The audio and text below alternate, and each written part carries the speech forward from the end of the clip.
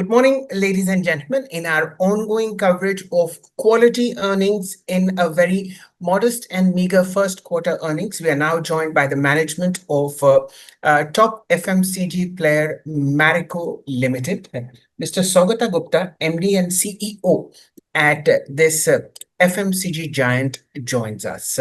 The numbers are right there in front of you. Let me just recap what has been done. A 23% rise in first quarter earnings to 3,260 crores as far as the top line is concerned. Net profit rose 9% to 513 crore rupees. Both sales and net profit for the first quarter have improved sequentially over the fourth quarter as well.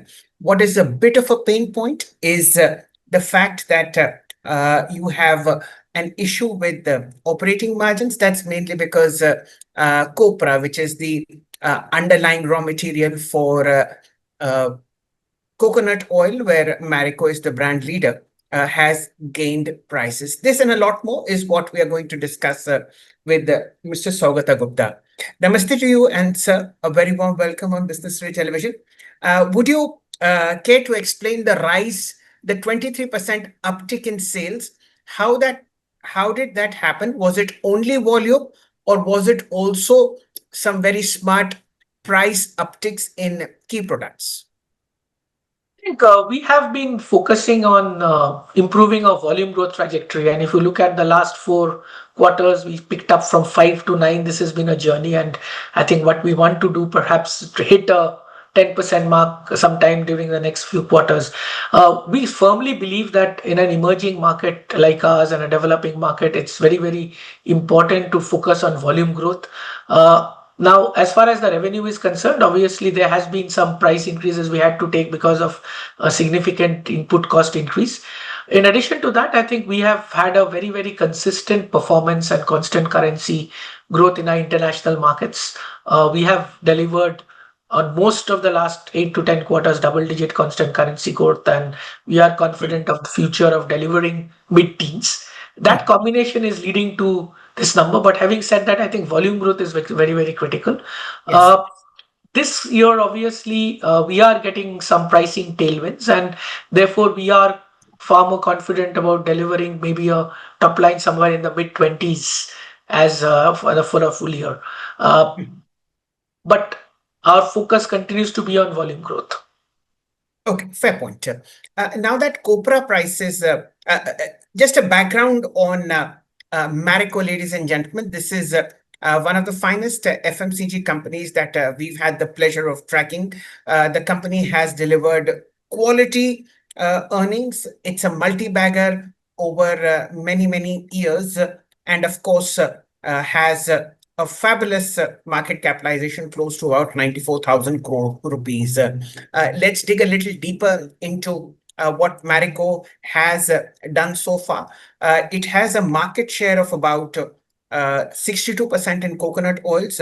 It has a market share of about 41% in Saffola oats. Is into super premium refined edible oils with the brand name of Saffola. Of course, is also into male grooming and styling, skincare, hygiene, and of course, is also looking at making you have its breakfast cereals. Overall, they control parachute oil contributes about 34% of revenue, Saffola and edible oils 18%.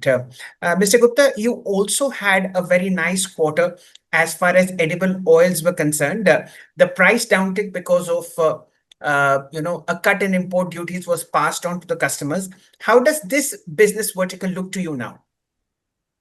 As far as Saffola is concerned, we have tried to, in the last couple of quarters, ensure that while we focus on volume growth, also focus on profitability and premiumize. I think consumer preferences are changing, and toward this end, we just launched cold press oils in Saffola. As you know, that a lot of today consumers purchases happening through quick commerce and e-commerce, and there some new categories are developing, and therefore our effort will be to, while focusing to maintain a certain level of volume growth, to ensure that we premiumize and maintain profitability of Saffola. Okay. How do you see the subsequent quarters, Q2, Q3, and Q4? the monsoon has been good, and of course, we are likely to have a record production of copra. Will that cause reduced raw material costs and therefore maybe higher margins for the next 3 quarters? Historically, what we have seen is that whenever there has been a hyperinflationary year, it's followed by a deflation, and therefore we catch up on margins, and that's why while maybe uh, we've said that this time delivering double-digit bottom line growth could be a little challenging. We will definitely, and of course, there also the jury is out because we will get to know a better kind of a visibility in the second half of the year. I think we firmly believe that over a 2-year period, we'll catch up into the double digits. And yes, I think we think that the copra thing is coming off its peak.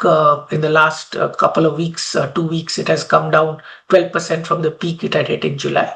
And it will be now manageable from now on. And next year, obviously, there will be deflation, which gives us opportunity to get back some of the margins. Okay. Mr. Gupta, traditional FMCG giants such as you, we were brought up on, business stories and business cases of Marico, Hindustan Unilever, and your ilk have been on the back foot as far as m-commerce is concerned, e-commerce is concerned. But in the case of Marico, you have four major brands, which is Plix, men's brand Beardo, True Elements, and Just Herbs. If you could just tell us, what is your understanding of this m-commerce, e-commerce business so far? How much is it contributing to Marico's top line and bottom line? And how about some more acquisitions to sort of beef up your overall brand portfolio? Sometime during I think Beardo, we had did an investment as early as 2017, and we acquired Beardo 100% and to 2020 during COVID. We realized based on some of the movements of DTC brands or digital first brands in the Western countries, especially in US, that we believe that unless we entered this segment, we will lose a share of growth which these D2C brands have been taking away from traditional large incumbents. We, I think, then decided on a very innovative kind of a business model, because at the end of the day, we were not the experts, and I think that required different capabilities, different ways of doing work, is to take majority stake, let the founders run it, and then integrate the organization after 3 years, because that is how you will learn the business. And towards this end, we have taken and I think 4 brands. They are in different adjacencies. Plix is the biggest. Beardo and Plix are both profitable. I think the other two we have to break even within the next 18 to 24 months. And Beardo and Plix are at a certain stage where we can have momentum-based growth without any dilution of profitability. And therefore, if you look at this plus foods and some of the premium personal care products which we have, they today contribute to 20 to 23% of our top line. We will move to 25, but we are focusing also on the bottom line. There are two things. One, I think one of the things we look at is the gross margin of this new set of initiatives. I think we should be delivering gross margin slightly higher than the current core, which is good. The second is we have invested significantly behind food gross margin in the last 2 years. Food has grown by 1,000 points. As far as as the digital brands are concerned in the premium personal care space, we expect by 2027 these brands to hit a 10% EBITDA. And I think they will continue to be the growth drivers. Regarding, yes, there are maybe 1 or 2 plugins we have to do in our portfolio. So we are continuing to look at whether we can have a couple of digital brands over the next 2-3 years, but they have to be in adjacencies where we have a right to win. Okay. Domestic sales account for 80% and exports are about 20%, in which Bangladesh is one of the biggest geographies that contributes substantially to your overseas revenue. Mr. Gupta, is there any update on the ground situation there? Are you seeing ease of business returning, or does it still look difficult? I think firstly, international business is currently 25. It has stayed at 25 for some time. As far as Bangladesh is concerned, we have continued to do well. We are a very extremely strong company in Bangladesh, and And since the last 3 quarters also, we have continued to do double digit top line growth. So therefore, it's an extremely resilient business. Having said that, I think we have been drastically reducing two things and concentration risks in the international business. One, reducing dependence on Bangladesh. It has come down from 55 to 40% of the international business, with huge growth coming in from Middle East and Africa. And we expect Vietnam to start growing the Southeast Asia part of the business. Secondly, we have reduced our dependence on our core. We have launched a lot of new products. For example, we are doing well in shampoo in multiple markets. We have launched shower gels, value-added hair oils, which was not present significantly in Middle East and North Africa, where the market is pretty big there. We are making rapid strides in terms of gaining market share. So overall, the international business, both in terms of profitability and growth, is healthy. And as I said, that Bangladesh, we have been extremely resilient, and we have had marginally no impact as far as growth is concerned out there. Uh, Mr. Saugata, Mr. Gupta, if we look a little ahead, maybe 3, 4 years down the line, what is your priority? Volume growth or margin expansion? What are maybe that top one thing on your dashboard or on the board in front of you? What are you looking forward to, which shareholders can take a sense from where Marico is headed over the medium term, say 3 years from now? Volume growth is the most important thing, because at the end of the day, margins will automatically come if you deliver volume growth and do the business the right way. Volume growth with right resource allocation, I think, delivers margins. The second thing I would say is that most important thing is diversification of our business and innovation percentages.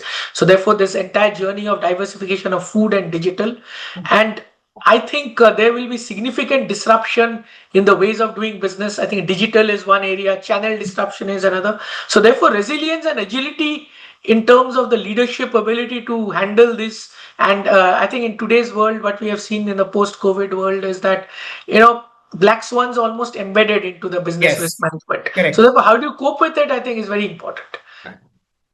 Mr. Gupta, would you like to comment on advertising and promotion expenses?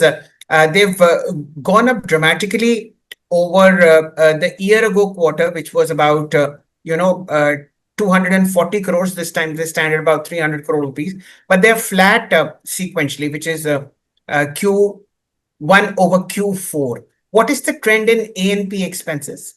A&P, we will continue to grow in line with revenue. I think we are continue to invest behind this diversification journey. And as I said, that if I'm chasing volume growth, one of the things we don't want to do is to cut A&P to manage margins. I think that is that impacts you over the long term. It impacts equity over the long term. Having said that, obviously we continue to look at efficiency of spends, and as we scale up, especially in digital today, digital media spends now are significant. How do we become much better in doing that? Okay. A ballpark number on OPM margin. This time it saw reduction of 530 points, a basis point, but that's because of doubling of copra prices. Would you want to guesstimate where OPM would be maybe in the fourth quarter? As I said, that we optically percentages look different when there is a high revenue growth, especially both pricing and volume led. The way to look at it is that how do you, as I said, that we have to get back into double digit bottom line growth. I think that's the way to look at it, and we will certainly over a 2 year period, as we move into this one, will move into that, and I think things will begin to stabilize and improve in the second half of the year. Hmm.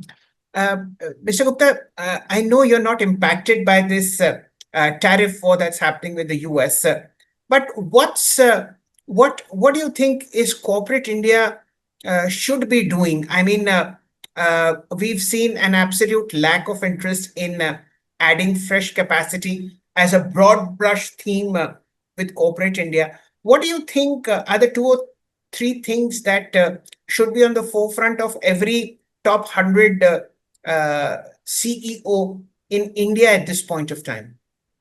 If any organization, ultimately growth and innovation is important, and uh, I, I think there are a lot of uncertainties in today's world, and I think one needs to ensure that you continue to grow and innovate and not get disrupted. And and invest for the long term. At the end of the day, I think we should never sacrifice the long term for the short term. As long as that happens, I think organization and I think India has been doing very well. And obviously, I think the India in Inc. and India corporates have played a great role in this economic growth of the country. Okay. And my final question to you is on capacity expansion. The last time it was in FY22, where you incurred a cost about 130 crore rupees to boost capex and, of course, add fresh capacity. What's the game plan now? Is there any fresh capacity that is coming on stream over the next 9 months or so? We have a very definitive capacity expansion in line with our growth. Obviously, we also look at our entire networks in terms of to ensure that the capacity is located at where you have total delivered cost that gets minimized. I think obviously as we scale up digital business and foods, there would be need for capacity expansion and ensuring integration of that capacity to deliver far better gross margins. So we will be doing that, but I think it's going to be in ballparkish numbers, which we have been doing every year. Fair point. With that, Mr. Gupta, we'll draw to a close. What a lovely performance in the first quarter, despite the challenges in raw material costs and, of course, maybe a slowing economy. Have a great quarter ahead. In fact, a great second half. Thank you so much for your time and all the best for the second half of this financial year. Thank you so much. Bye-bye. That, ladies and gentlemen, was Mr. Saugata Gupta, CEO and MD at Marico Limited, where first quarter earnings saw an uptick of 23% in the top line, which is net sales, and of course, a 9% uptick in net profit. I hope you enjoyed the show as much as I did. Have a nice day. If you like the video, do like, comment, share, and subscribe.